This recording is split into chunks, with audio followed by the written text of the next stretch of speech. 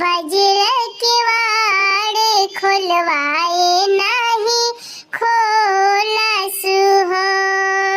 अरे अरे चेरिया हमारे चेरिया भैया लगवा जाई तू हो। चेरिया देख ले तू भैया के गठरिया उ काका ले आवे हो।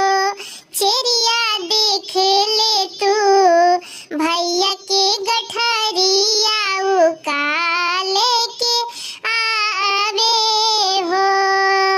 सजना के लावे पगरिया ता सासू के चुनरिया हो। सखिया ललना के लावे कर धनिया तीनों जाने पहिने के। सखिया ललना के लावे कर धनिया तीनों जाने पहिने के। अंगने में खड़े होके बहिनी त भैया के बुलावे हो। भैया बहुत मालिन तोर धोतिया पहिरी चली आइला हो। भैया बहुत धूमिल तोर धोतिया पहिनी चली आइला हो। काहो कहीं मोरी बहिनी कहत लाज लागे हो। बहिनी बड़ी भोरे उठी मोरी माई त हमके जगावे हो।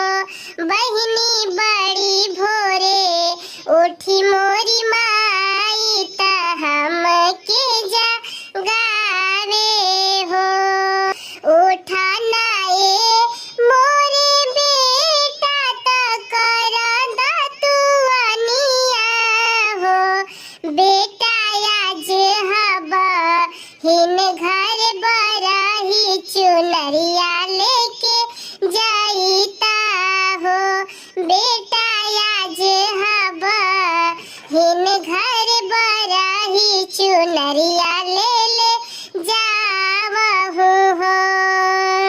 पूछी ना भैया के आन जल केहू के खबरिया हो।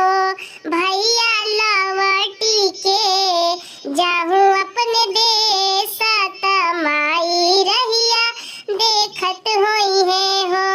भैया लवटी के जाहू अपने देश त माई रहिया देखत होई है हो। ससुर के सागरी हवेलिया त माई के बताई दिहा हो। भैया हमारा त बड़ी बार काम त हम जात बानी हो। भैया हमारा त बड़ी काम त हम जातनी हो। रहिया में मिली गईली माई त हाल चाल पूछली हो। बेटा कैसे कैसे पहुँचे बहिनी देश त हमके बतावहु हो। बेटा कैसे कैसे पहुँचे बहिनी देश त हमके बतावहु हो। आज बहिन घर बरही त बड़ा मन भावे हो। माई भरल भरल बहिनी दुआर देखत निक लागे हो। माई भरल भरल बहिनी दुआर देखत निक लागे हो। राम रसोइया बैठल भाऊजी त पियवा से आरज करे हो।